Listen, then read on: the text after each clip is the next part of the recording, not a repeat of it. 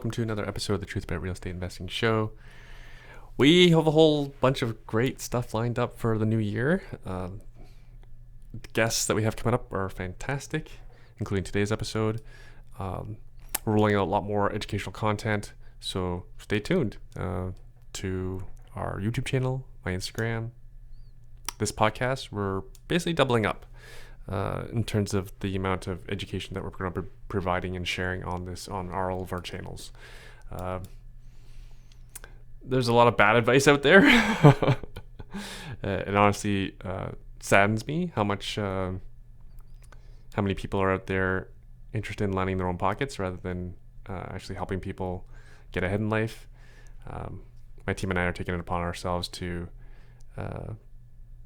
put out stuff that actually works. So that is the Truth About Real Estate Investing Show. Straight up, last week I met with my clients, a whole bunch of my clients from 5 to the last 10 years. For those who don't know, I've been a realtor and coach, investor specialist realtor since 2010. So I've had lots of clients with me for like 10 or more years, and they are doing outstanding. Sadly, there's a lot of people who are suffering right now, who are struggling. Some may be approaching bankruptcy. Some will be forced to sell. Feel really bad for those folks. And at the same time, there is incredible opportunity on the horizon. So anyways, we have, might sound like a bummer, but we have a wonderful guest today. Actually, I think Diana is extremely refreshing. I've been going down this rabbit hole of investigating what happened with some of these companies that went bankrupt, trying to understand what went wrong. Speaking to one of them as well, but that'll be for another episode. Today we have someone who's actually successful, and she caught me off guard. I'll be honest. Diana's Instagram handle is extremely underwhelming. Not underwhelming. It's Investor Girl Diana, when it really should be Sophisticated Investor Diana. But I get it. We're Canadian, we're supposed to be humble and modest in our marketing, their social media, whatnot. But screw it. Diana is legit. She shares her experience in numbers flipping. More recently, she successfully exited a $2.3 million luxury house in Toronto. And she sold it this year in the middle of this massive decline.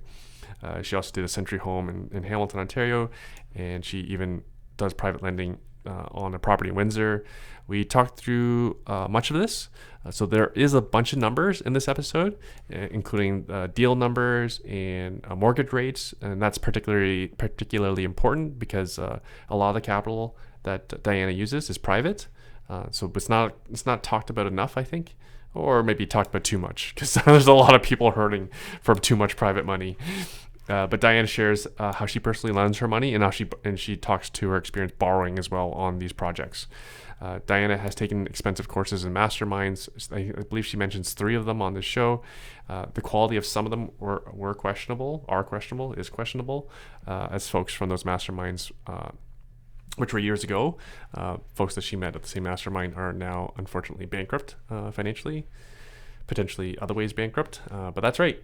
Some courses, members, coaches, financial group, and real estate influencers, there can be a negative return on your investment of your money and your time. I for myself have the same challenge. I was looking for on YouTube for some training videos to watch in terms of like personal fitness. There's like so much that's not good, but yeah, the internet and social media can be both wonderful and extremely terrible at the same time. It is your job as a discerning investor to conduct proper due diligence on anything you consume and invest in, including your time and money in education. Diana, however, with her conservative nature and her projections, and her husband as a skilled general contractor, my understanding is he does that for a living, they have navigated this declining market and exited flips profitably. Some very profitably, some less profitably, but all profitably, which is a marvel in this declining market again. And it's not without challenges. Diana goes through many of them, and some of them are a doozy. And that's the point of the show. We discuss both what works and what doesn't work so that you may learn from the lessons. I may learn from the lessons as well. anyways, so side note, I've noticed a trend where an investor's ability to execute on construction or renovations will make or break their deal, especially the folks who are attempting to go full time in real estate. In my experience, if you work continually with the best of the best contractors, in my experience, it's been instrumental to my own portfolio, my clients, in our success. Those unable to execute, they're in for a whole pile of hurt, especially if you're paying private money or anyone. And if you have a vacant property, no one likes vacancy, right? I don't like vacancy. I don't like paying into vacant properties. And then some of these folks who tried to become full-time investors, flippers, BRRRR investors, unfortunately, they have multiple properties that are vacant, burning a massive hole in their pocket. Anyways, not that any contractor is perfect. I had some samples of that when I had a tour of my own properties. That'll be another episode. But if you marry one, if you marry a great contractor like Diana did, she's married to one, you can mitigate a lot of risks with hiring the right contractor and proper oversight. That's something that we do for our clients. We connect them with the same contractors that we use personally on our own properties, and we regularly check in with our contractors because we need updates on quotes and renovation statuses. And while we have those same conversations for our own properties, we're having those conversations on behalf of our clients. As we here at iWin Real Estate, we do volume, as you can imagine. Hence, we are usually our contractor's top referral source, and we're all looking for. We as a team, we're all looking for that win-win-win result. A win for the contractor, we want them to make money. A win for our client, we want them to be a successful real estate investor. A win for us, because we want a happy client who buys more houses and sends us referrals. That's been our model for a successful business. We are in this not just for the long term, but rather intergenerational relationships to create intergenerational wealth for ourselves and for our clients, as we literally have already 3-generation clients. We have grandparents, parents, and their adult kids as our clients. And that only comes when you produce results for folks. And that includes our general contractors. Some of them are our clients as well. So without further ado, I give you Diana.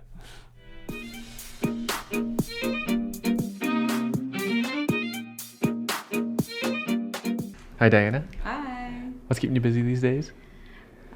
Actually, I feel like I'm not busy because... Seriously? Yeah. Real estate wise, Right, I feel like, all our deals, like last year was super busy, so much going on. Now with the transitions and, recession coming, or maybe we're in it, I feel that, like thinking of February, like I could not make any numbers work, right? So things just went very slow, at least on the active side. I mean, some private lands we were doing it, but we changed, right? We did a lot of, last year I was doing seconds, would not even touch a second this year, so just so many changes happening and having to adapt to what's going on. Yeah, I don't know if anyone thought that things would shift so violently. Not violently, but I felt this year things were going to plateau, to be honest. I did feel like that they were going to plateau, and I think that's why, for like the flip that I was telling you about, I think we did well, like it went fine, was because I had that expectation that I don't think things are going to go up, and I felt this year was going to be like a plateau, and it really solidified when we did that super high up. That was just like, oh wow. And obviously not counting it the plateau from that top. I mean, as in like from last year, I was thinking that this year would probably be more of a plateau type of thing. Pretty cool. Can you tell us about your most recent flip? Because I'm sure people think you're insane. Because we're recording this, we're now mid-November. So when did you acquire the property? So this one actually came with a lot of problems because we bought it last year. So we actually bought it in September of last year. Not too bad a time, no? No, it wasn't a bad time. We were supposed to, though. If everything went as planned, actually, we would have been selling at the height of the market.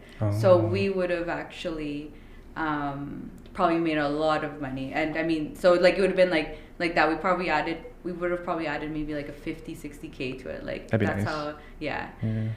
But what happened was, we gave, so the person that was selling the home, they were losing the property because of a business deal that they did, that they were waiting for that money to come back, and it was just like a huge deal, and they needed some time to wait for that money to come back.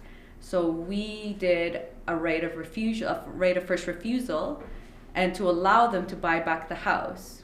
And so when we looked at the contracts for the business and when the payments would be coming back, it should have actually come back within that year. It was literally actually through the contracts, it should have been like within that month. Like that's how, but the banks were gonna already foreclose on it.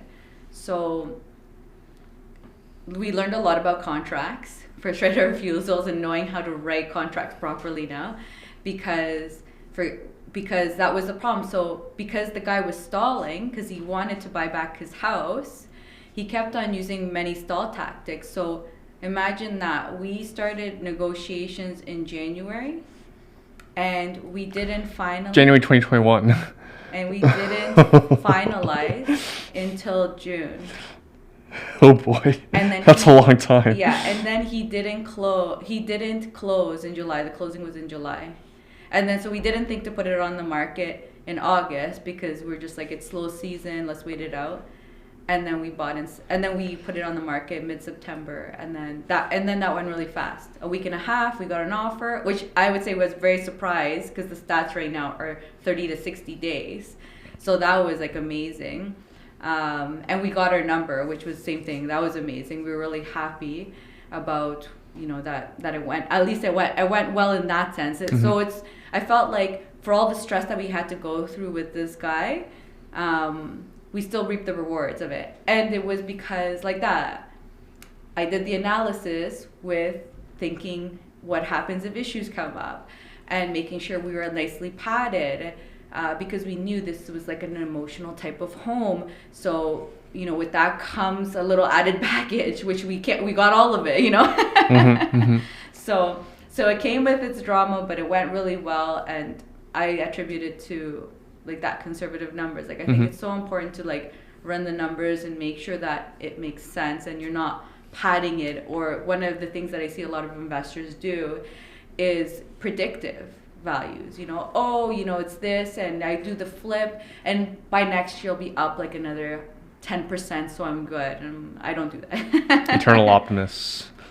Yeah, scary stuff, I think. Very scary. Yeah.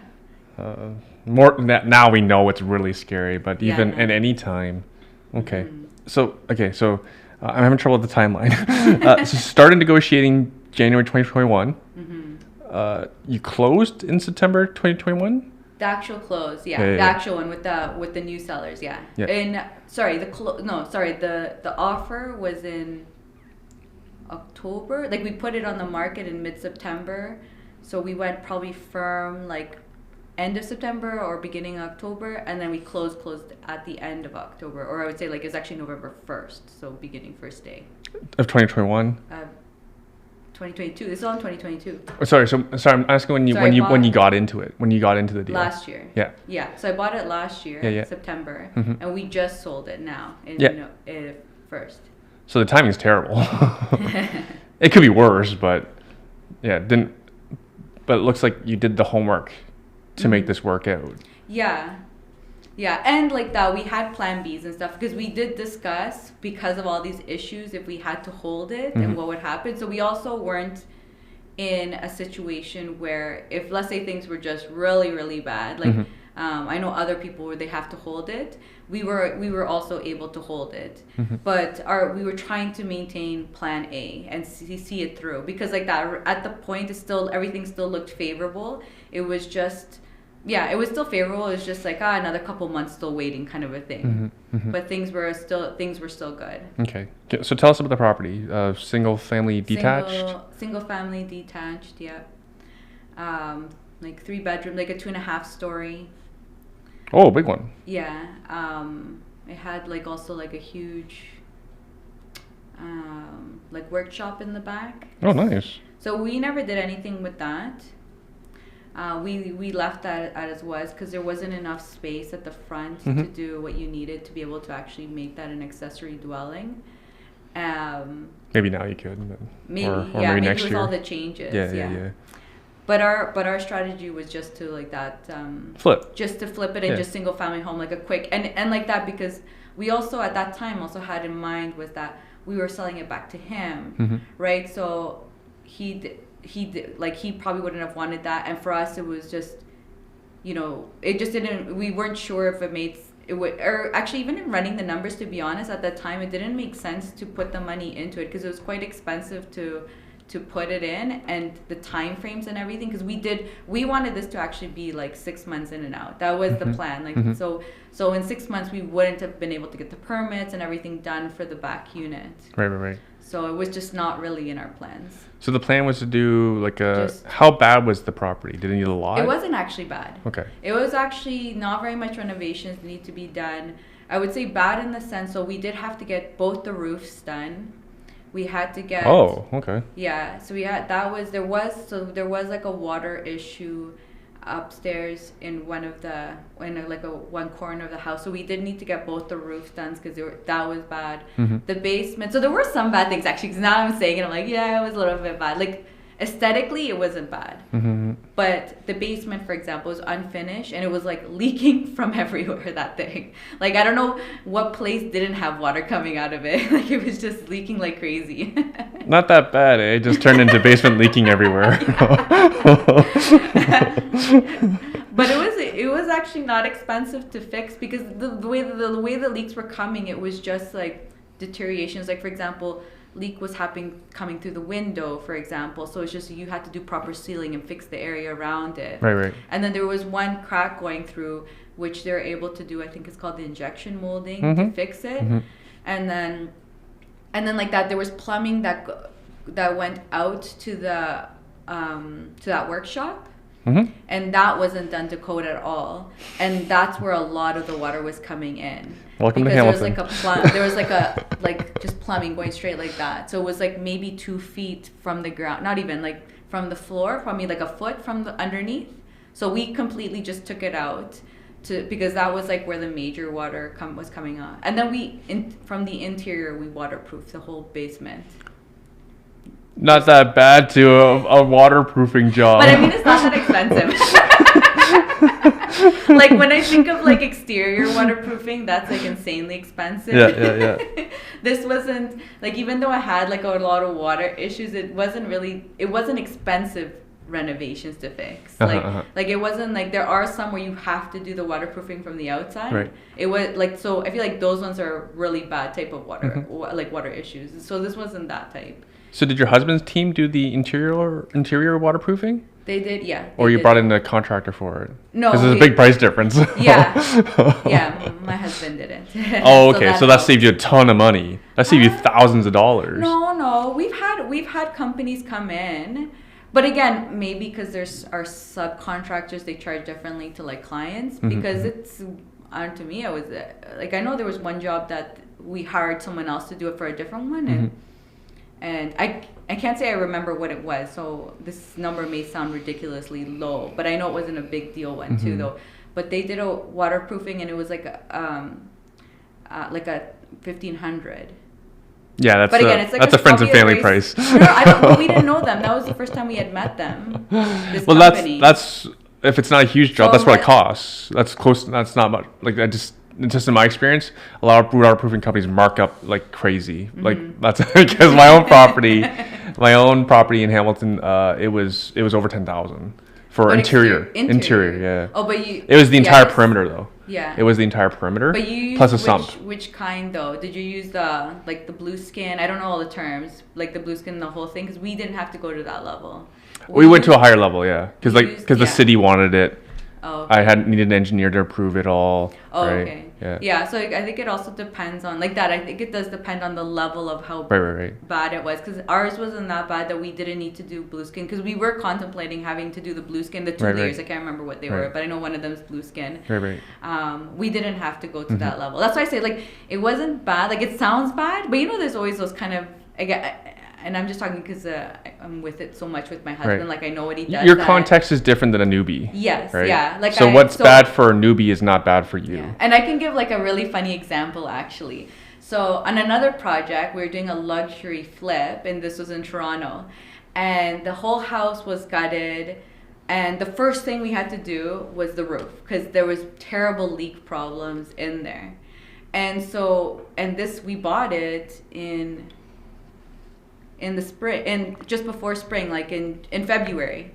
So everything is melting. Sorry, what year? This one was probably 2 years ago. This Okay. one. 2020? Or 2021. Okay. Maybe this one was actually, because that's, sorry, that was last year. Yeah, because we did both of those happened last year, yeah. So that one, it was really funny because, like that, the whole my husband sends me pictures of like waterfalls basically all over the house. Wait, like nice ones or like your house is leaking? The house is leaking. Okay. All right. Like we were having water coming in from the windows, and then one side of the house was just like leaking really bad. Like it was like we had just cans all over the place, right? And it was just really funny because that didn't traumatize us. Yeah, right. But nothing was done to the house, right? Like it was just a fully gutted house. And as experienced investors, we know you have to get the outside done before ever wanting to do the inside, right? Yeah. Because or else what happens? You destroy everything, right? So like that, we knew that house, Right. we knew that roof had to get done, and like that, we gutted the whole place because that one was a full gut, like it had to be gutted. We were to the studs, like all new installation. That was like we basically built a new house. That one. That's how the extent of the amount of renovations we had to do. But that, like, for example, an experienced investor would know that you do get the outside of the house done first. Make sure that, you're going to be able to protect everything you do inside, right? So like that. So we got the roof done first, and then everything interior started to get done. But it was just really funny to see the pictures. And and again, I've never seen something to that extent of like that kind of problem. But I can tell you that when he sent me the text message or the videos, all I ask is like, is this a problem? And he says, no, don't worry. And then it's when he tells me, I'm like, okay. I'm like, as long as you tell me that we feel good about this, I feel good about it. But if he tells me we're in chaos, then I would be in chaos, right? So I can tell you that also I've never seen it to that extent of a problem. But I can tell you like that he was fine with it. He said it was no problem. It's not affecting anything. Right. And it didn't do anything for us, and there was nothing to worry about. But it was just like something funny to show that a first-time home investor. No. First of all, they would never. I don't think you. I hope you never. Do no, people would. That big of people a would. But you, as a first-time investor, you shouldn't. Watch too much. They've watched 3 seasons of HGTV. Good to go. I'm an expert. This will be done in half an hour. Yeah, that's true too. So disclaimer: do not do those kind of projects unless if you have a really good team, because that would give you a heart attack and a half if you didn't know what you were doing. Right? The challenge for a novice is they don't know how to qualify a really good team. Right? That's what we're seeing now. That's out there. So let's talk about the Toronto flip. Where did you find the deal? MLS, your realtor friend. Listing. Oh, okay. Yeah. People who say there's no deals on MLS. I know. I find it really funny, and to be honest, when people tell me things like that, you're closing your eyes to opportunities. Because, for example, I look everywhere. I've done all of them. Yeah. I found the deal, like the Hamilton one. That one was private. We'll come back to that. Let's just focus on one. Let's focus on one. So you found it on Toronto. You found it on Realtor.ca. That's right. That's the proper term. Realtor.ca. But it sounds like a disaster. Yeah, it was a full gut. It actually, when we saw it, for example, already the third floor was gutted, so there's no installation up there. Oh, no kitchen. No kitchen, period. No kitchen at all. Like it was in mid demo. Yeah.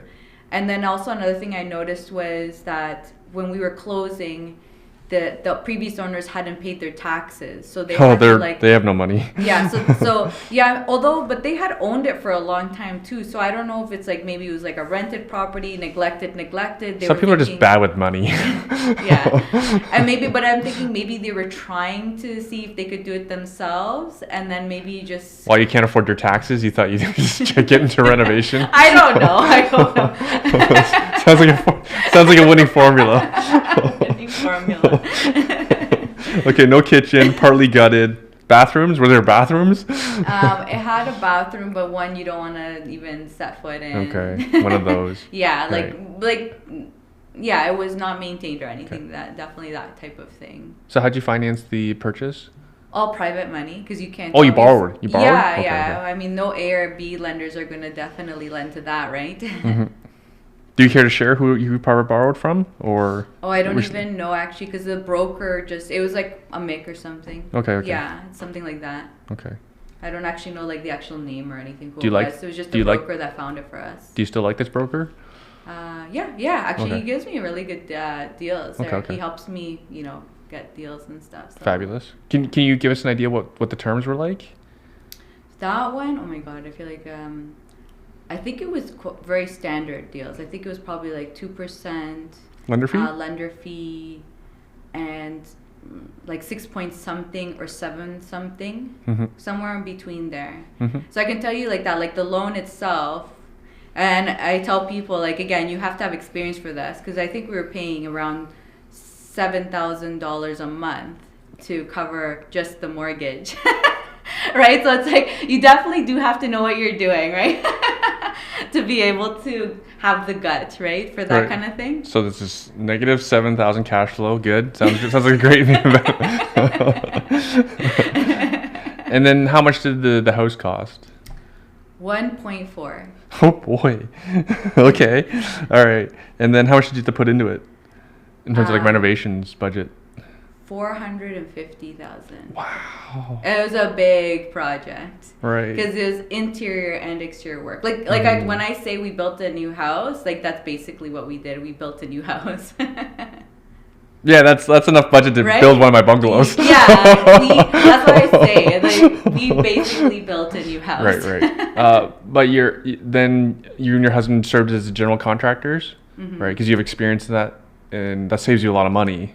Yeah, definitely Right. helps. Because especially like that, if things are going wrong, at least we're cutting into our budgets to just make sure that it happens, right? Mm-hmm. So yeah, I feel like it's always good when you haven't, like, when it's your teams, right? Because you can always sacrifice or you can move things around a lot easier, right? Or what I would really say, what is the biggest thing that I notice, Mhm. and especially between people who hire and then let's say if you have your own teams, is that my husband goes above and beyond. You don't get that from people that you hire Right. very often, right? Unless you Or pay them they're- to go above and beyond. But I mean, yeah, exactly, right? So I feel like I noticed a lot. I always notice that kind of thing when people tell me about their projects. That let's say, because I could tell you that I pay him retail.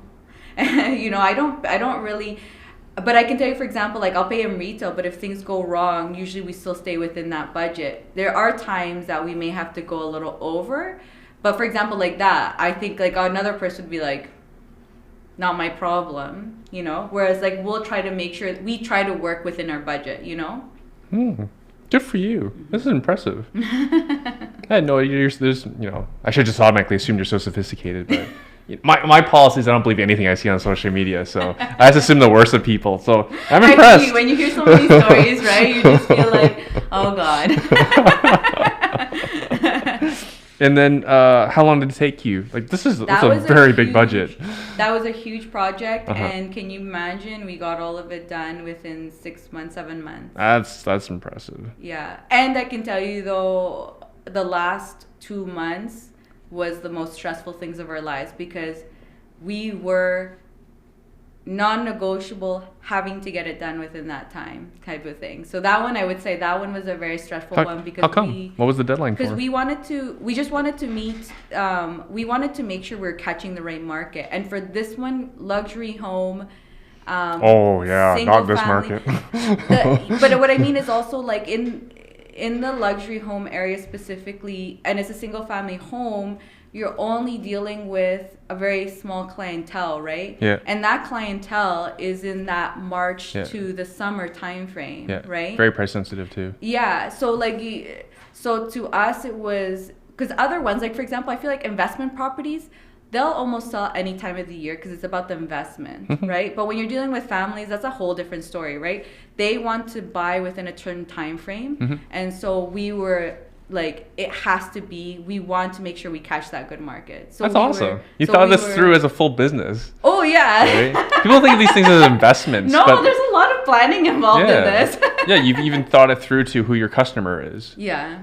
Yeah, I mean, especially if you're dealing in the luxury home, I mean, you need to know like how that works, right? Make sure you know where what's the plan. Well, my point is not everyone thinks this through. Oh yeah, 100%. And it shows like that the importance of like planning things, and that it's not that simple, right? It's like there are and kind of graduating through it, right? Like don't make a luxury flip your first one. Probably not a good idea, you know? Yeah. and then you staged it, listed it. Yeah. And then how'd the selling go? It went well. That one actually was on the market for, I believe, a month, maybe even a month and a half. But then it closed quickly within a month too. And that was in like the height of the market too, right? So it was like that, like. But we, for example, expected that because when I was looking at, I feel like the luxury market always is like that's normal, you know, like that at that time we're hearing other properties like bidding war and then sold that day. Right. In the luxury market, I wasn't seeing that. I was still seeing like 30 to 60 days for the luxury market. So so that one fell through like the exact what we expected, right? It took like 30 days or maybe a little bit longer, like between 30 and 60 days for it to go, and then a month later it closed. And can you share what you sold it for? 2.3, I believe it was. 2.3, 2.4, 2.3, somewhere around there. 2.3. So yeah, not 2.4. Yeah, sorry, 2.3.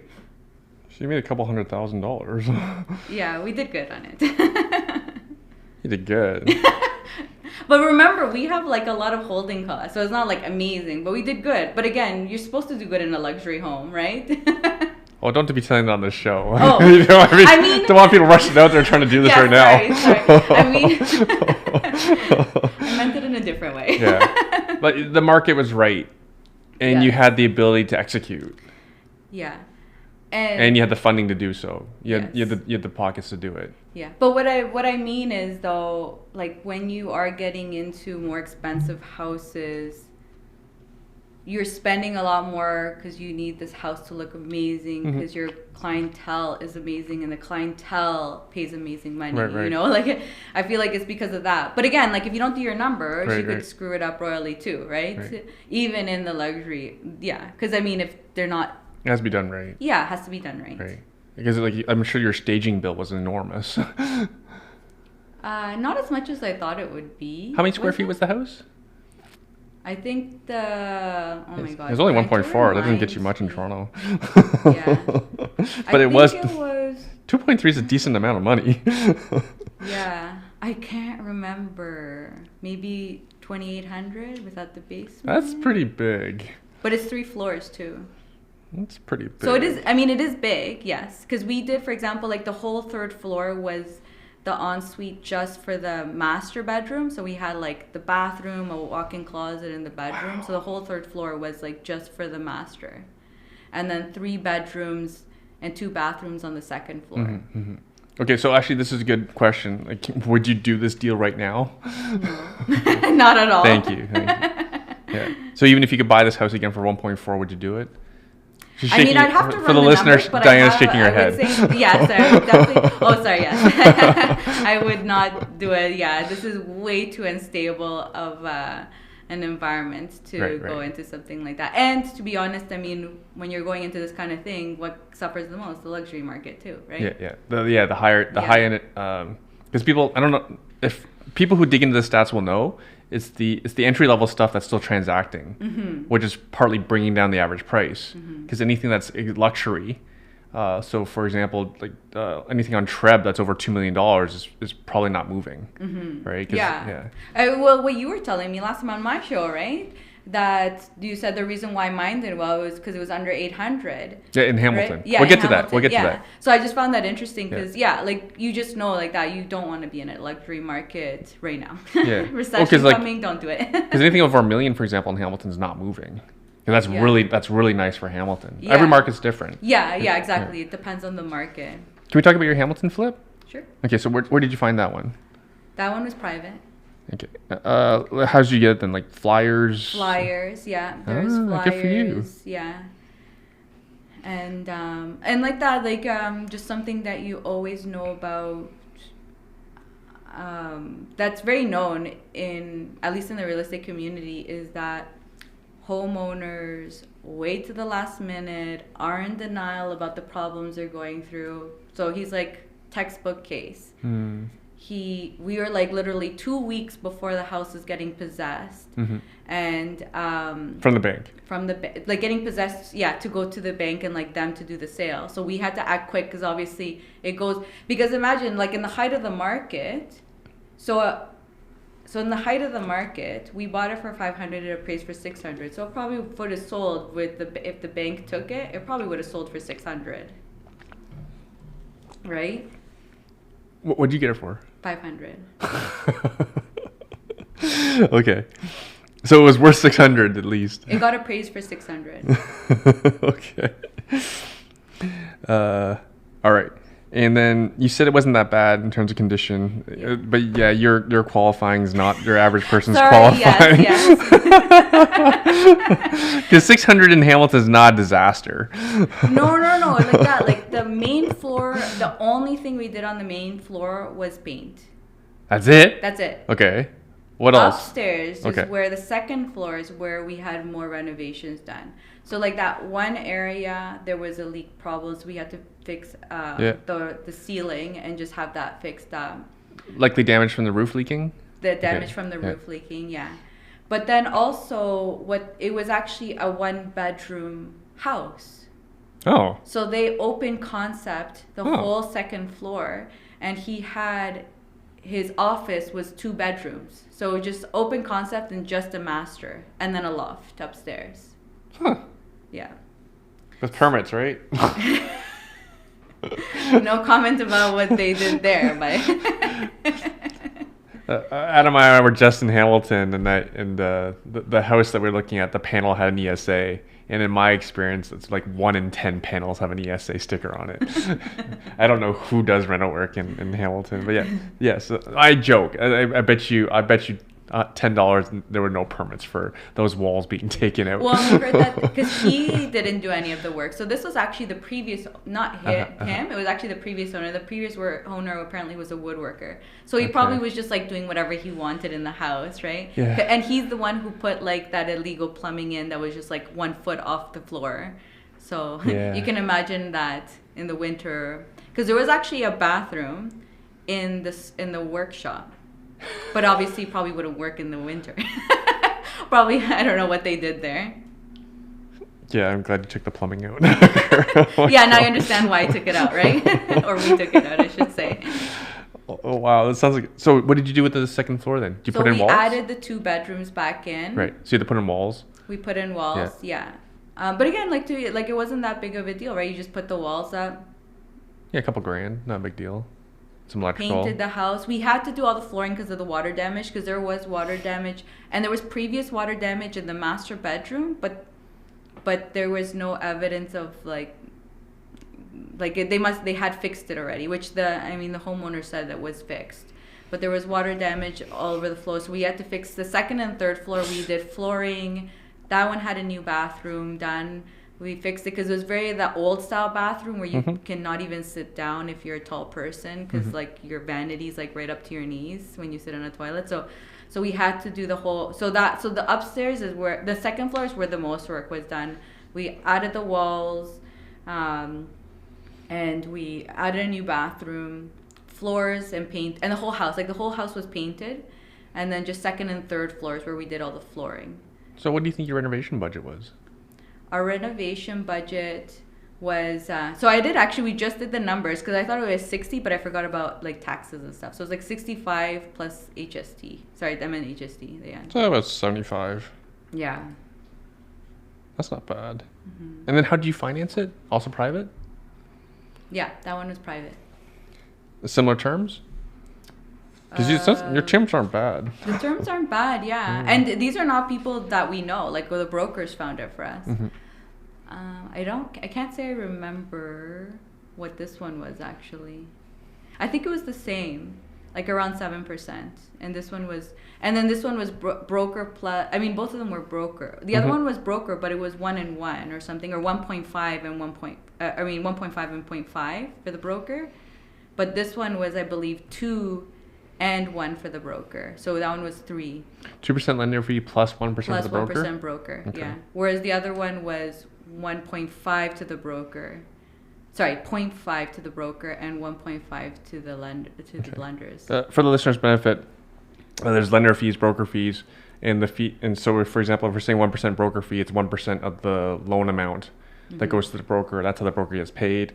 The interest rate goes to the lender, whoever actually has the money, and then the lender is also taking 2% lender fee based on the amount of the mortgage. Okay, got it right. Not a complete novice. And then how long this reno take? Not that long, right? This one was not that long. That was like 2 months. Yeah. Pretty good. It was a 2-month project. No kitchens, no bathrooms. Well, you said you did Just one the bathroom. Yeah, because it wasn't. Yeah, and like that. For example, my husband doesn't do exterior work, so the roof was done from like one of our Right. It's a teams. tough job. Did you say it was a half story? It was 2.5 story. 2.5 story. Yeah, so those were really tough. with the Yeah, the 'cause they're high. steep Yeah. peaks. Yeah. Okay, and then can I ask what you sold it for? 7. You sold it for close to 8, 40. didn't you? No. 754. I think that sounds right. 754. Yeah, because we were above. Because our numbers we wanted to be above 750, so that sounds right. 754. You did pretty good. Yeah, we did good. You paid $500 for the house, $7,500 rent a budget, plus your carrying costs. Holding costs, yeah. Yeah, for only 2 months. No. What do you mean? No. This is the one whole. We were there for a whole year. Remember, even though the renos were 2 months. Yeah. Remember the whole problem with the homeowner. But you'd already delaying? closed, so you had to pay carrying costs that entire time? No, so Okay. we had money, so we we weren't sure what was going to happen, so we ended up paying the house in full. You paid cash. We paid the house. So we had a 6-month term with the lender, and when it was time to renew, we decided not to renew because we weren't sure of what would happen. So we just paid it out in cash instead. So we did that for the purpose of not knowing how long this would happen, and we didn't want to put ourselves in a bad situation. Damn. Good thing you had cash. Good Yeah. Lord. I mean, So like you, that you because had, we you had to didn't close on wanna it when you make couldn't renovate it. Pardon? You had to close on it, but you didn't have control and you couldn't renovate it. Is that what you're saying? How come you had to hold it for 6 months? No. So our plan was it to be in and out in 6 months. Yeah. So we did a 6-month term with the lender. Mm-hmm. But because we had the negotiation problems with the buyer, 'Cause they're of the stalling. first right of refusal, then midway. So he was like between- saying he was going to buy it, but then never bought it and just dragged you along? No, what was happening was basically we had our APS, and so we put the terms together, and our lawyer would send it to his lawyer, and he would take 2 weeks to respond back. Uh-huh. So imagine every single response back would be 2 weeks, and he would try to change something small every time to make an excuse Just to stalling. waiting for his money. And so basically in the end, we just agreed to all his stuff, and we're just like, whatever, you get it. And we're just like, because we knew he would. After a while, we realized it was just a stall tactic, and Right. and then we just agreed, and then he couldn't close. How long was that negotiation period? From January to June. Good Lord. Yeah, it was 6 months to negotiate a sale. Oh my God. So that was like, for example, a huge learning experience for us.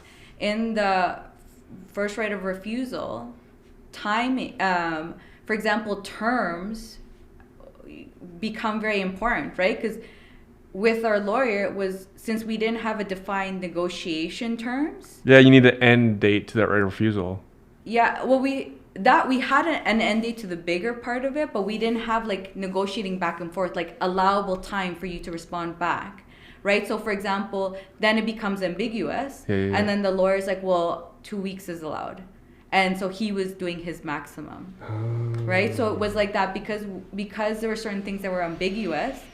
we had to go with what seemed right, or what seemed acceptable. Like even for the appraisal, actually some of that time was also the appraisal. He took a month to get his appraisal, where we got it in a week, you know, like, and so he was just taking his time because he's waiting for his money to come.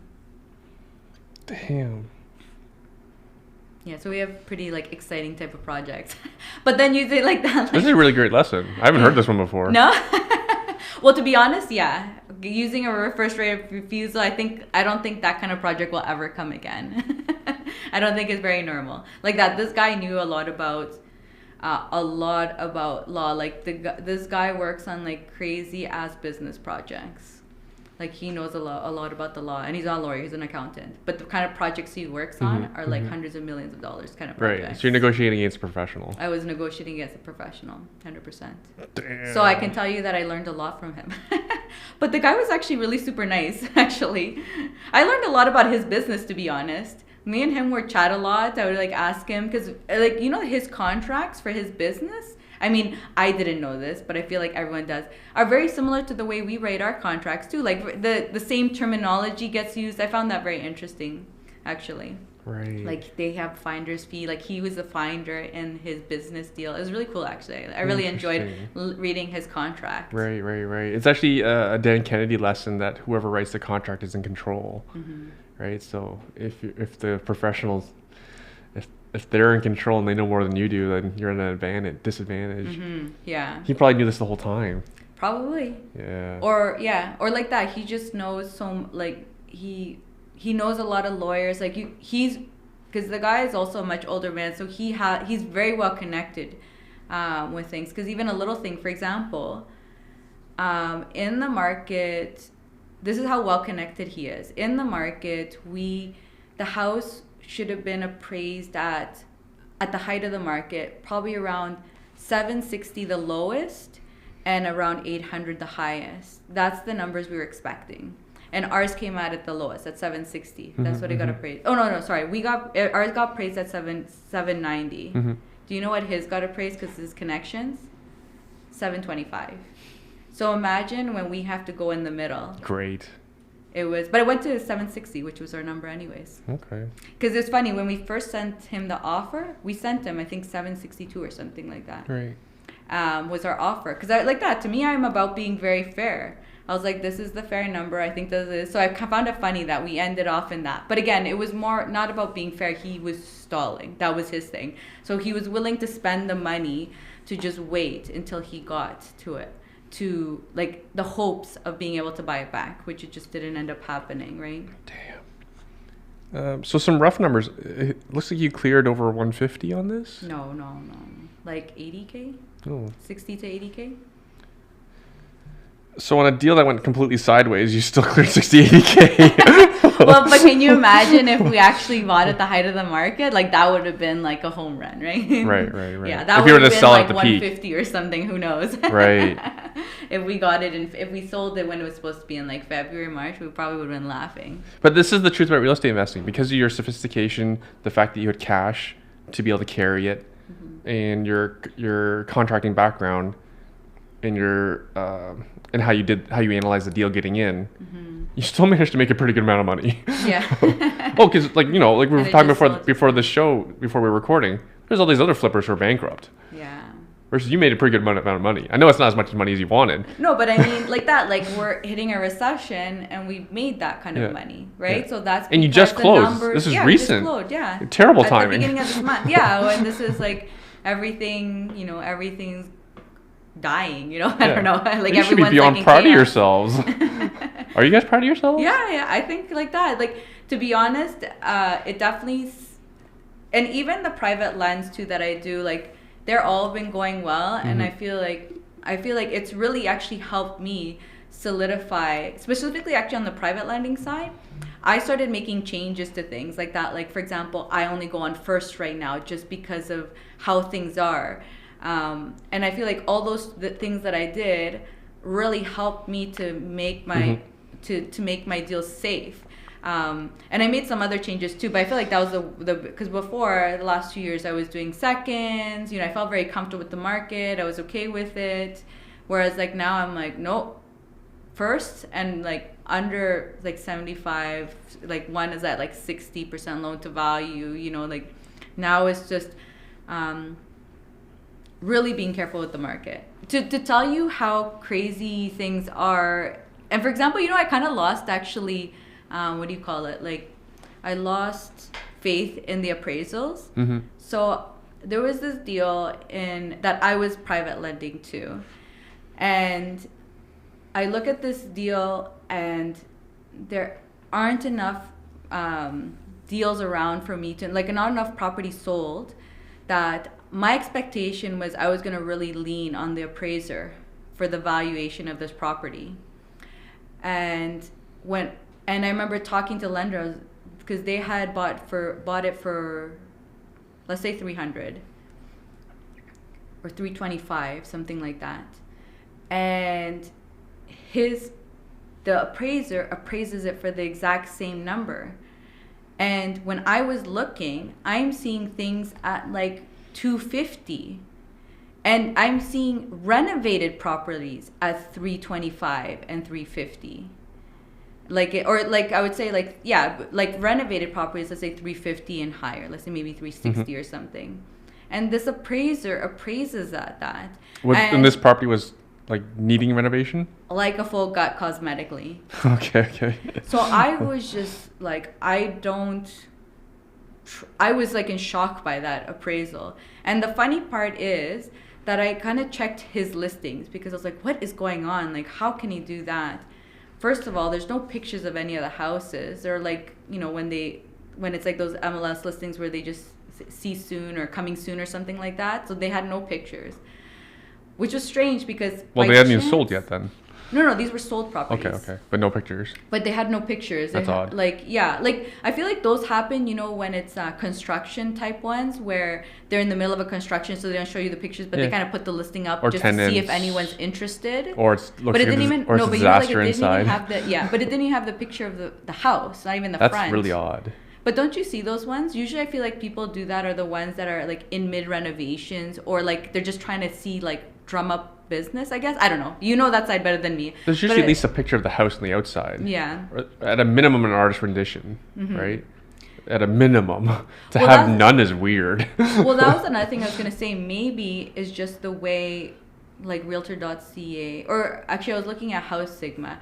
Maybe how House Sigma displayed those specific properties, because that's going to say, so I look at them and I'm just like, I'm not seeing pictures. That's really weird. But still, just to pause you for a moment, that's a good point that you double checked the appraiser.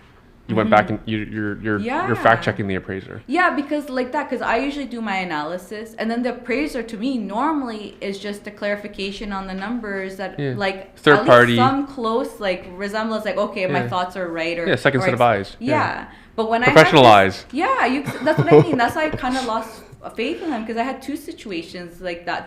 This one was just the worst one. But like we were so far off that I just got really confused on why. So it made me look into his, because I was like, what are you seeing that I'm not seeing? And then by chance, I don't know how, I see a property. I happened to see a YouTube video of it, like a listing of showing the property. Oh, good. Oh, yeah. And I was like, oh, that's weird. Why isn't it on the listing? So then I was thinking, because I know like Hamilton has their thing where like they kind of segregate themselves. So like, Hamilton doesn't share with Toronto. So it's not on House Sigma. Yeah, or even on realtor.ca, because I checked everywhere. Like I was like trying to check out this listing, for like trying to find this listing wherever I could. So I was thinking like that, because it was strange that I found a YouTube of it showing the property of the house, and the property of the house it wasn't done up or anything, but it was livable. It was in okay conditions. Right. Just dated. And then not even dated, just not really, I don't know, nicely done, I guess. Okay, so like a 10 or 20-year-old renovation. Yeah, maybe something like that. Well, like, like at the time when people love to put so much colors on the walls, that to me, it was kind of like that, like a little, like you can tell a family's living there, like massive blue bedroom because it's like a boy must live there, like pink bedroom because like that kind of thing going on. Whereas like I feel like when you go to sell, you just paint the whole house gray, right? So just not right. Neutral, yeah. So it was like that. Like it was like lived in, but it was livable and it wasn't bad. Like maybe super very minor cosmetic. And they were comparing that to my their rundown, falling apart house, and saying that they were about the same price. Okay. Right. So then I go and tell the guy, and the thing is, so this guy, friend of mine, so lending to him, and he had all the money to front for it, and obviously I asked for proof of it and everything, and he just wanted to work with me, and he's just like, I just want to work with you, I want to lend for you. So he's like, even if you don't lend at the amount, I'm happy to do whatever amount. I just want to work with you. So I ended up lending to him to the number that I felt was, and doing 80% of that. So for him, I think it came out to around like 55% loan to value from the appraiser he got. It was something like that. But it was because I didn't feel comfortable, and I felt comfortable because I saw that he had enough money to do the project himself and get it done. But I just wanted to make sure my money was super safe. And I just had to do my numbers, and I couldn't even take that appraisal as like for anything. Like I was just like, I don't know where you got that from, because I was like, one, they were very far away from the house already. But again, I understood that because there weren't enough of them close by. But still, I was just like, why didn't you use this one? Like this one's Where was close. the property at 325? That was in Windsor, so that was a Windsor one. Right, Windsor's cheap. Yeah. Okay. And everything worked out? You got your money back? That one's still in the go, actually. All right. But so that one is not a flip. That one's a BRRRR. So they're planning to refinance it. Right. So it's pretty recent. So they picked it up for a pretty good discount already? Yeah, like it was, I don't actually remember, sometime this year. I personally didn't think it was a good deal. I even told him, are you sure you want to do it? But he was like, I'm already firm on it. I'm confident in the numbers. He's like, I've done this one before. So I'm like, okay, I'm just letting you know. But again, like I was like, I'll definitely help you out. And I definitely like that. That's one of the things I like about private lending is also just knowing what everyone's up to. Like I like having that relationship with them. Like, how's things going? Or I usually ask like, hey, when you're done, can we talk about it, how it went and whatever, I even had one guy, for example, he was having problems selling the property, and I was helping him out, trying to, give him solutions to help sell it out, and he was able to sell it, this other person. So I kind of like a little bit of the in, which is a little nicer when you don't know someone at all. I feel like it's nice to lend to someone that you kind of do know and can actually have that back and forth conversation. So everyone you've lent to, they're still taking your calls? I ask because I hear lots of people aren't returning calls. Oh, really? Yeah. No, I actually, although it's really funny. Yeah, they actually, everyone did. But again, maybe it was the way I came about it. Yeah. Because when I saw this whole thing in September happening with just like everything kind of going crazy, because I was just hearing so many weird things, like people weren't getting refinances, or not the high, like not even 80% loan to value or 75% loan to value. I went into like panic mode, and not panic mode, but I wanted to like let all my borrowers know what was going on. So I sent everyone a message, actually. I'm like, hey, this is not panicking. I just want you guys to start looking into your refinance options. Yeah, because all of them are BRRRRs, yes. Because like that right now, for example, I would never lend to a flip right now unless if it's like a super stellar, crazy, amazing deal. Right. But so all of mine are BRRRRs right now. So I told them, I'm like, go talk to your brokers, figure it out, make sure you're still okay. And if not, like start making your plans now so that you're ready and prepared for whatever your options are. Right? So I kind of like mass messaged all the people that I coaching told them. That. Yeah. Because obviously if I'm hearing information, I'm going to share it, especially because I'm like what I said, right? Like if you guys fail, I'm failing. And I'm like, we are not going to fail. This is not an option. Right? So I let everyone know. And everyone responded back. Some of them were thank you for that. Other ones like, oh, like he was a broker. So he's like, oh, he's like, I haven't seen anything on my side. It should be fine. Yeah. So yeah, everyone responded back. So yeah, lending seems to be still happening. I hear some appraisals are coming in light. but then usually just go to switch to the lender, and then the appraisal will come in. But yeah, I'm hearing appraisals are light. That's really the only real issue for people who can qualify for stuff. But the bigger thing is, bankruptcies here. And again, anecdotally, I have clients. I have nothing to do with these private lends because I don't private lend, so I'm biased, obviously. But I have clients telling me like people aren't calling them back.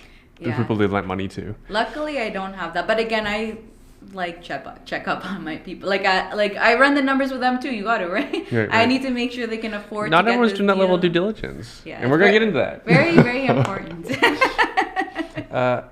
So you've invested heavily in your education. Yes. You mentioned a certain rich company. What year was that? What year were you with them? Getting educated? Them, I don't even know. Definitely before COVID. Like Rich Dad Poor Dad, you're talking about, right? Yeah. Yeah. So like 2018 or something, like. Yeah, maybe around there. Yeah. Right. 17, 18, somewhere around there. Yeah. Okay. So you've taken some of their courses. Nothing crazy. None of the. No, I didn't do any like mentorship. Okay. But it was just more like that. We were kind of going into the next phase where we need to start figuring out how. Like that's actually what Rich Dad Poor Dad did for me. I never understood how people were getting big off things, and not in or especially when you're told, for example, like you don't work with others. People are gonna scam you, and like I would always be told a lot of these things, like people are gonna scam you and stuff. So I was just like, it's not bad advice. But I mean, like it's not bad advice, but at the same time, it's not. It's not abundance mindset. Too. Like like you just have to be careful with the way you go if you're going to do partnerships. Definitely, you got to do like in itself that thing has due diligence, and that takes forever to find people that you can connect. But so my mind of how to like start without Steve Wozniak and Steve Jobs partnering, we never would have Apple. Yeah. Right. So it is possible. But even in real estate, it's a lot easier. Yeah. To my opinion, it's a lot easier because Yeah. real estate's such a you're so well insulated by the market, but still people manage to screw it up. Right. All right, sorry, continue. Rich what Dad, you're learning about. You're saying that you were learning how to scale.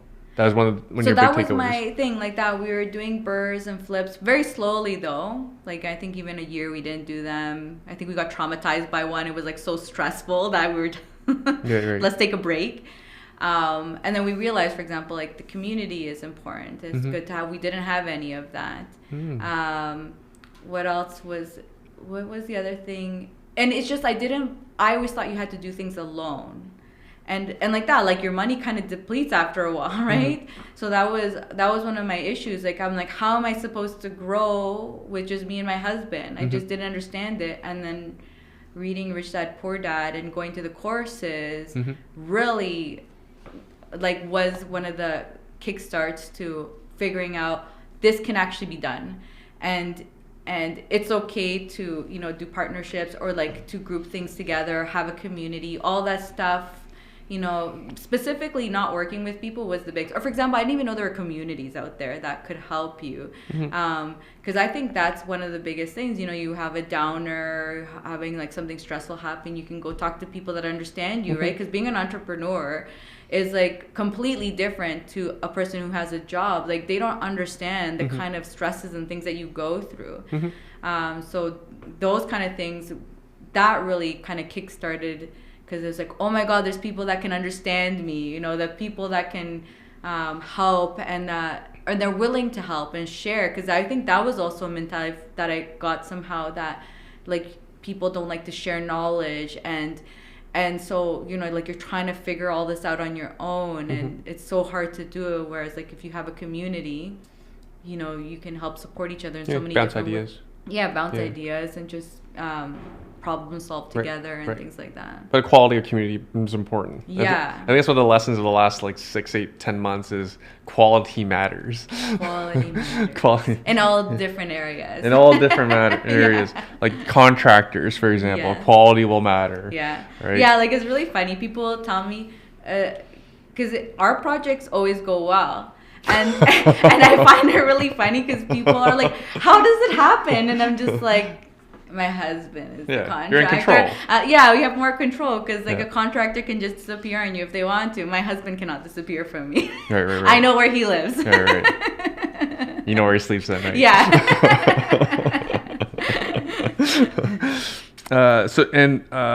Beyond Rich Dad, you were part of a certain tribe.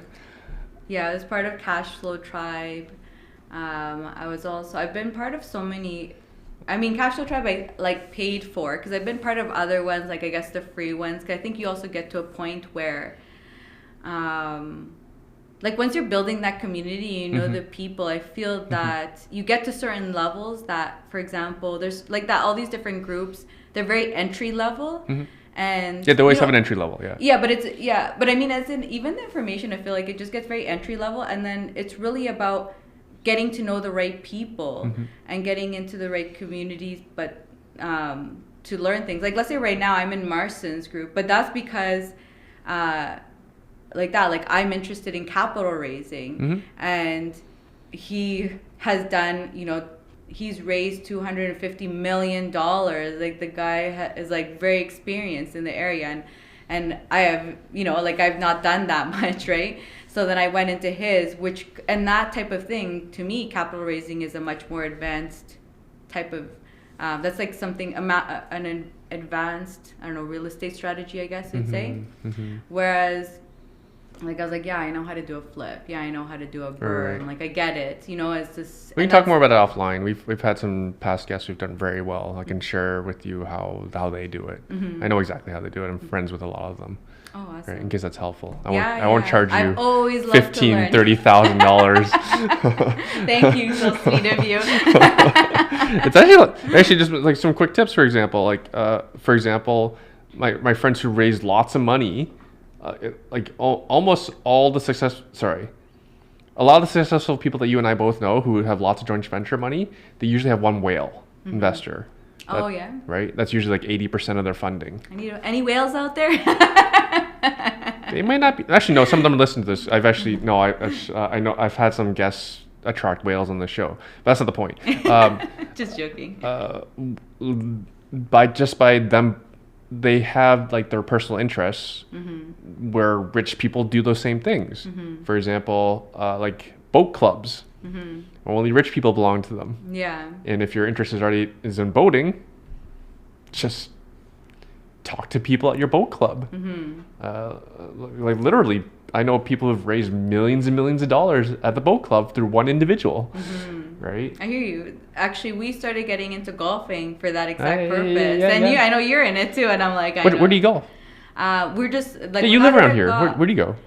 We just go, like right now we're learning. Okay. So we're just going to the T zone. Okay, yeah. Oh, yeah. Not that we're actually going to play yet. Right. We first need to learn how to play properly, right? We don't want to embarrass ourselves, especially Yeah. going to talk to people. I need to like actually know how to play first.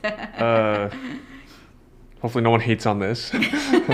But for women, that's less important than it seems. That's just from the stories I hear from my friends who are actually no, a lot of clubs have extensive beginner lessons specifically for women. So they're all on the same level, and lots of them are just loaded. So don't be afraid of joining one of those, because again, like a lot of them are the wives of the loaded, or they're loaded too. Yeah. Right. In my experience, there's plenty of women who are responsible for the household investments.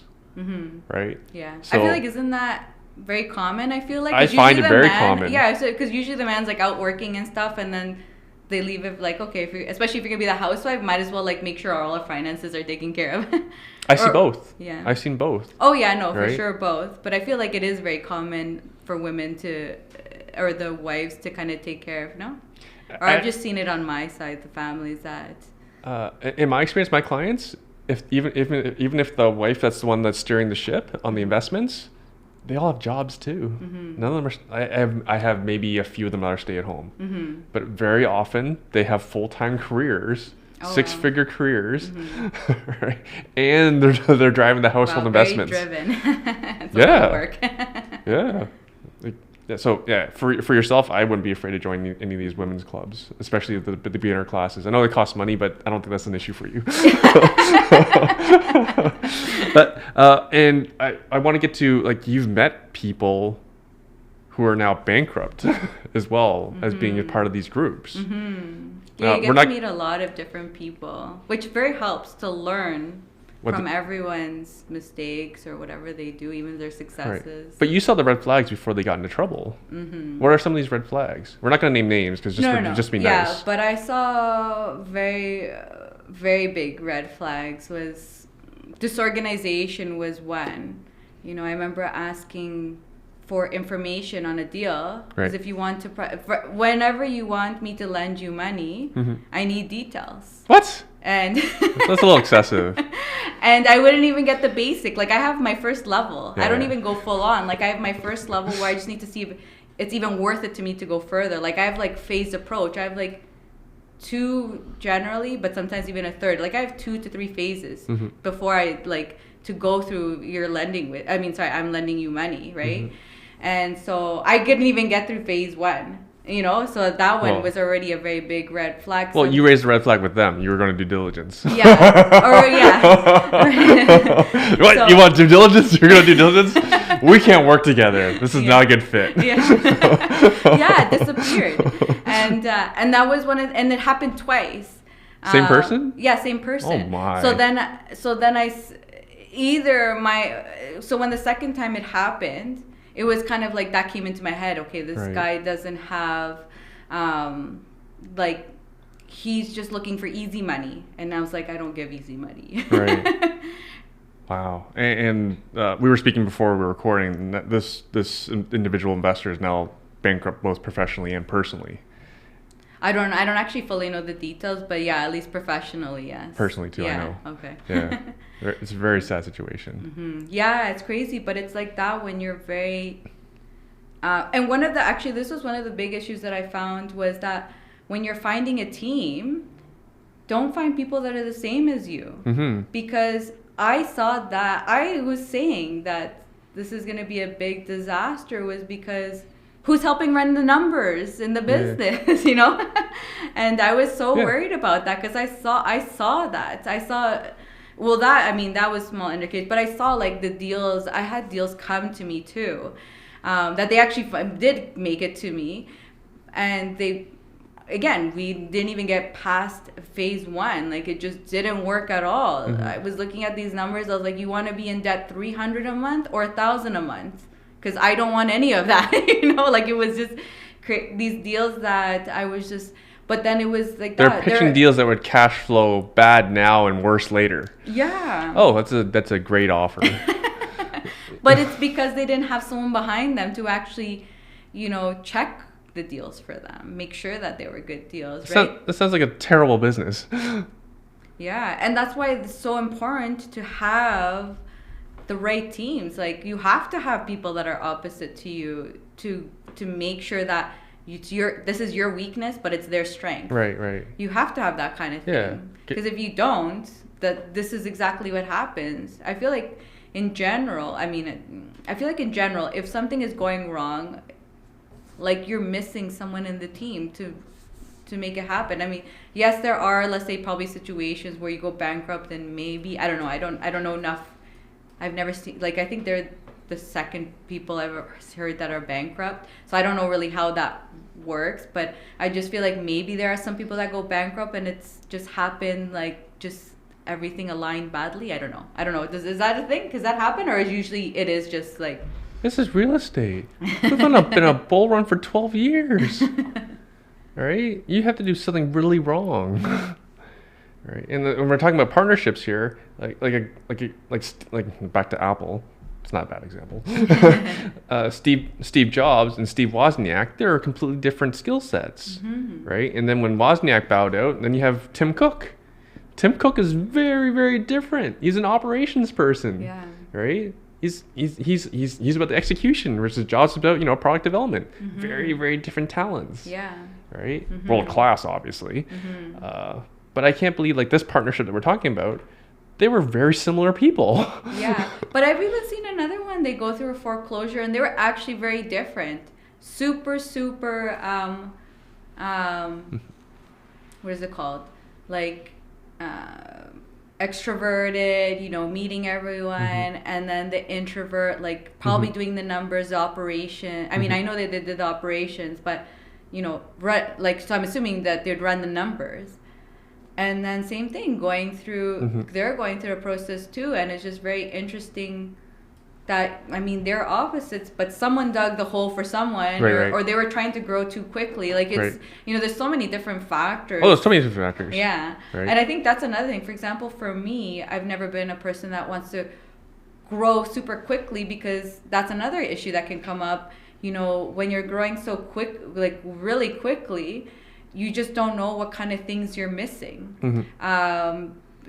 Things can get left behind just because your goal is way over there and you're in the future, but you forgot about what's happening right now. You know, so there's just, it's so interesting to see different ways of also how failures happen, because it's also, to be honest, for me, nice to learn from their mistakes and just be like, okay, learn, like, I should not do this. Some of them I already knew. I was like, you probably shouldn't be doing that. But you don't know. That's why I never say anything. I'm sure lots of people thought Jobs would fail.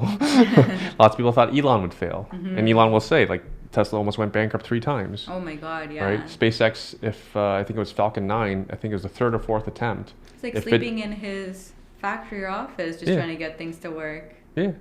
The Falcon 9, I think it was Falcon 9, if the 3rd or the 4th attempt, if it didn't happen, they were going bankrupt. Yeah.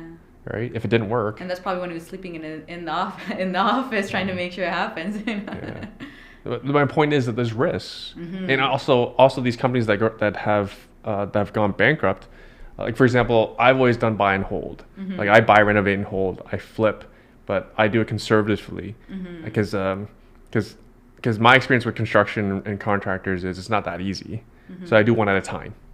Right. So even if one goes as a disaster, it's not the end of the world. That's what we do. Right. We also do one at a time too. but like the gentleman we were talking about, they had just the bankruptcy statement. There's like 9 on the go. Yeah, that's crazy. With a 5-hour radius, and one of them's in the Caribbean. Yeah, that's exhausting. One of the reasons why I like private lending, you know, have some of my passive stuff working so that I can like put my energy into like the one. Maybe like that we may try to expand to go. I mean, now things are changing, but I do plan to expand. But like that, like you can't go from like nothing to like 1 million so quickly, because it's just, to me, that's inevitable. Like you see it happening, you grow so quickly. And you're not, and if you're especially maybe not, I don't know what the situation, but like I'm just saying in general, like if you don't hire enough people, you don't have, especially the people that maybe making sure you have a good trust team to grow that big, like that's going to fail. Yeah. Like if you're gonna grow quickly, like you have to have like quite a few trusted people to just manage all of that, because that's just a lot of work. Right. It's difficult out there, but congratulations on your success. You've done really. You should be proud of yourself. Thank you. It's saying a lot from you. You have so much experience. I don't have that much experience. I just talk to a lot of people. So I know, and then again, I know a lot of people are hurting, and here you are. You've faced some difficult challenges, but you came out of it quite profitable, right? So congratulations on your success. Thank you so much for coming on the show. Thank you. Where can people? So is it in your social media's exploded?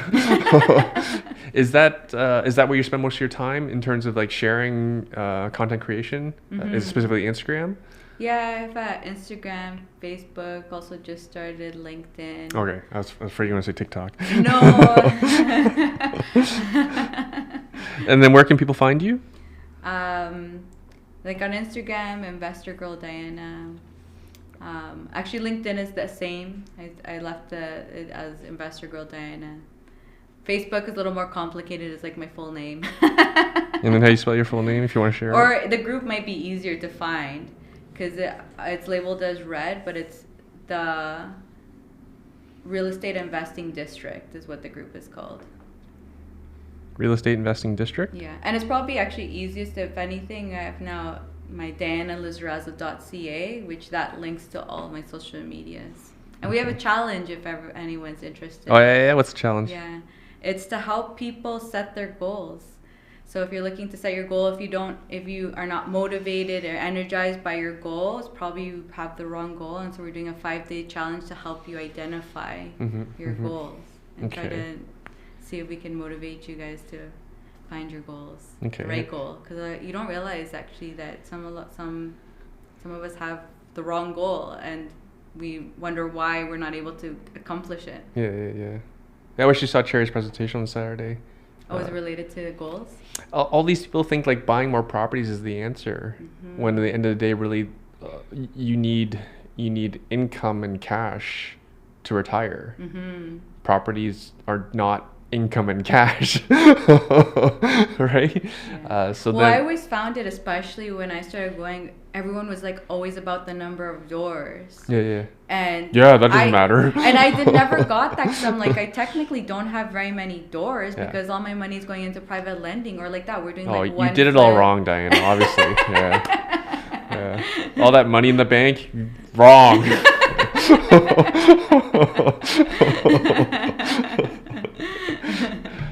And I jest, because honestly, some of those people with lots of doors who don't cash flow, they can, and if they didn't run their numbers with these interest rates, you're gonna see all this craziness happen to people that are gonna really struggle with like all these doors, and because we're gonna go through a phase of a lot of people also probably having to go through evictions right now. A lot of people may start. I mean, I know employment is still high, but I don't know. I forecast it that employment is going to get worse. I think employment will get worse. If that happens, we're going to go through a whole bunch of evictions. And if you've got a lot of doors and you can't even withstand a couple vacant properties or people just not paying, that's going to be a crazy thing that I think we're going to be seeing next year. That we're going to see a bit of chaos happening, I think, personally. Curious on your opinion. The greed was so bad, right? So for example, we have this one client, a recent client, who has a new construction condo, just closed a few months ago. Even though he's rented, with today's interest rates, after hard costs, he's negative $800 a month. Oh my God, yeah. Right? What about these people who have multiple closings of new construction condos? Some people are on variables. Yeah, well, so is this gentleman. Yeah. Negative 800. Oh my God. Right? And we're in for probably 2 more raises. Yeah. Imagine if he had like 3 or 5 of those. If you had 5, that'd be negative $4,000 a month. But what if you have vacancy? Yeah, it's crazy. It's really crazy. But the thing I don't understand that, let's say, people did was like that. Like, for example, we actually went fixed on all ours because it was just like the rates were so amazing. I was like, what is saving a couple extra pennies and going variable? And I also felt like that, like. I was just like, why did people worry about the variable? I don't know. Like, at least my holds are on fixed, and I mean, we actually went through a refinance, so that was kind of a nice hit. I was like, oh, in a negative way, obviously not nice, and it was a bad hit. Not bad. We're still cash flowing, but just kind of sucks to see some of your profit go away. You're like, okay, goodbye, little dollars. I think you need to change your handles. It should be Sophisticated Investor Diana. Just an idea. I'll need royalties on that one. I'll need royalties. I need another income stream. Diana, thank you so much for doing this. It's so great talking to you. I'm glad we got to spend some time. I don't know how else to say it, but I think people should like bounce questions off of you if they're looking at joining clubs, because you've seen some crazy stuff. Of all the people I talked to, you've seen some of the craziest stuff in terms of people who didn't get the greatest guidance and are now bankrupt for it. Right? So yeah, thanks so much for having me on the show. This was a lot of fun. It was fun chatting about all this stuff, and yeah, thanks so much. Thank you. Thank you for watching. If you want to learn how to invest in real estate from scratch, my team teaches beginners how to use the #1 investment strategy that I personally use in a virtual free training class every month. Go to investortraining.ca/YouTube to register for our next class. The link is also in the description as well. I publish at least 2 to 3 videos a week here, so subscribe if you want to keep learning from seasoned investors like myself and my guests. And if you're just starting out, feel free to ask questions and comment below, and I do the best to answer each of those comments and questions myself.